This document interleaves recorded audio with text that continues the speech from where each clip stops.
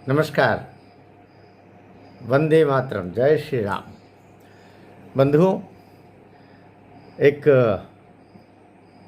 ऐसी स्थिति जिसमें सबका ध्यान कहीं और मोड़ करके और जो मूल विषय है उसकी तरफ ध्यान लोगों का पहुंच जाए, उसकी तरफ मैं आज ये सोचा कि आपसे उस संदर्भ में मैं उस विषय को चिन्हित करना चाह रहा हूँ। जम्मू कश्मीर में भारतीय जनता पार्टी अकेली लड़ी। आप जानते हैं 62 सीट कुल लड़ी और उसमें से 29 सीट आई।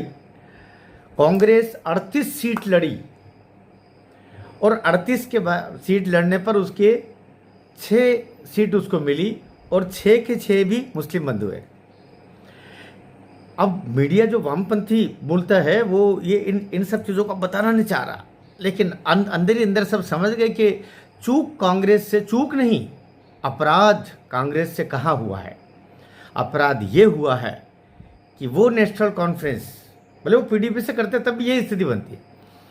वो नेशनल कॉन्फ्रेंस जो ये कह रही है कि हम 370 की वापस बहाली करेंगे, 35A की भी वापस बहाली करेंगे, 35A और 370 धारा की बहाली करके पुराना स्टेटस जो हमारा था जम्मू कश्मीर का उसको वापस लाने के लिए हम प्रतिबद्ध हैं, ये नेशनल कॉन्फ्रेंस ने कहा और कांग्रेस ने उससे अलायंस किया। परिणाम क्या हुआ? परिणाम ये हुआ कि जम्मू कश्मीर में जितना सनातनी बंधुओं का समूह है उसने तो कांग्रेस का बाइकआउट कर ही दिया, साथ में उसका असर हरियाणा पर पड़ा।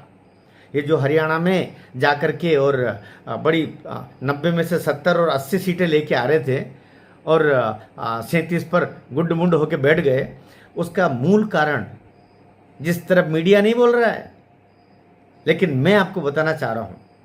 बेशक हमारी मनहर की गपशप छोटी सी चैनल है, लेकिन हमारी दृष्टि में वो चीज़ आ चुकी है और ये चीज़ जानी चाहिए। किसके पास जानी चाहिए? सनातनी बंधुओं के पास जानी चाहिए कि आपने जो निर्णय किया वो कांग्रेस जो उस नेशनल कॉन्फ्रेंस से अपना गठजोड़ कर चुकी थी, जो 370 और 35A की बहाली जम्मू कश्मीर में वापस करके वही स्थितियां वापस, वही आतंकवादियों का समूह, वही हमारे सैनिकों पर पत्थर फेंकना, वही हर एक खास दिन जब खास पूजा मंदिर से उनके तथाकथित धर्मस्थल से निकल के और पत्थरबाजी करना, वो जो स्थितियां थी उस स्थितियों में वापस लेके जाना चाहती जम्मू कश्मीर को नेशनल कॉन्फ्रेंस। उस नेशनल कॉन्फ्रेंस से कांग्रेस ने गठबंधन किया। परिणाम कि जम्मू कश्मीर में तो उसको कांग्रेस को मुंह की खानी ही पड़ी है। हम नेशनल कॉन्फ्रेंस की बात कर ही नहीं रहे। उनका अपना जो भी उनका था वो उसका अपने लोगों को उन्होंने जोड़ लिया और उन लोगों ने उनको बहुमत पे बिठाया, वो जो चूल्हे में जाए हमारी तरफ से। क्योंकि हमारी एक कहावत है निमाड़ मालवा की, जिस गांव नहीं जाना उसका नाम नहीं लेना। तो हम उसका नाम नहीं ले रहे, लेकिन कश्मीर की, जम्मू की, लद्दाख तो अलग चला ही गया, उसके परिणाम स्वरूप जो कांग्रेस को, जो राष्ट्रीय दल अपने आप को कहलाता है, अभी राष्ट्रीय दल की जगह इसका तो नाम अब मुस्लिम लीग जैसा कुछ रख देना चाहिए। ये कोई इतना में ये वो करते हैं ना बहुत सारे ओबीसी भैया की वगैरह जो जैसी पार्टियों हैं, ऐसा नाम होना चाहिए। इसलिए 370 और 35A की बहाली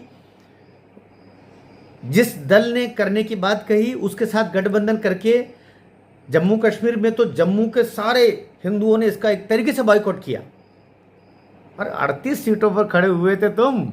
और अभी 2014 में तुम्हारे पास में कांग्रेस के पास 12 सीट थी और 12 सीट की जगह इस बार तुम 6 सीट, तुम्हारा जो 18-20% का लगभग का जो तुम्हारे पास में वोटिंग था, तुम्हारा वोटिंग परसेंटेज था, वो घुस करके 10-11 के लगभग आ गया।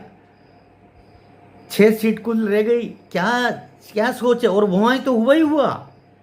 हरियाणा में कांग्रेस की हार का सबसे बड़ा कारण नेशनल कॉन्फ्रेंस से कांग्रेस का गठबंधन है, क्योंकि ये माना गया कि ये राष्ट्र का नहीं सोचती है, ये आतंकवादियों के साथ चलने वाला दल है। परिणाम स्वरूप हरियाणा की राष्ट्रभक्त जनता ने भी कांग्रेस का एक तरीके से बॉयकॉट किया। अब बहुत सारे कारण गिनाए जा सकते हैं, लेकिन मैं सोचता हूं कि कांग्रेस का हरियाणा में अभी जो पतन हुआ, इससे भी ज़्यादा बुरी स्थितियां उसकी महाराष्ट्र में होगी, झारखंड में होगी, दिल्ली में भी होगी, क्योंकि अब जो सनातनी समझ गए कि ये केवल और केवल राष्ट्रद्रोही लोगों का साथ देने वाली पार्टी है, राष्ट्र का विखंडन जो लोग पसंद करते हैं उन लोगों के साथ चलने वाली पार्टी है। और हरियाणा में भी नेशनल कॉन्फ्रेंस से उसके गठजोड़ के कारण ही हरियाणा की राष्ट्रभक्त सनातनी बंधुओं के समूह ने उसको वोट नहीं दिया, कांग्रेस को वोट नहीं दिया।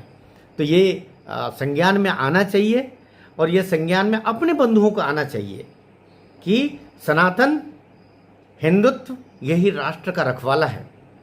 और प्रकारांतर से आज जो मुस्लिम बंधु कहीं छिटक के गए हुए हैं बरगलाने के कारण से, एक न एक दिन वो भी लौट करके इस सनातन के अहाते में आना है।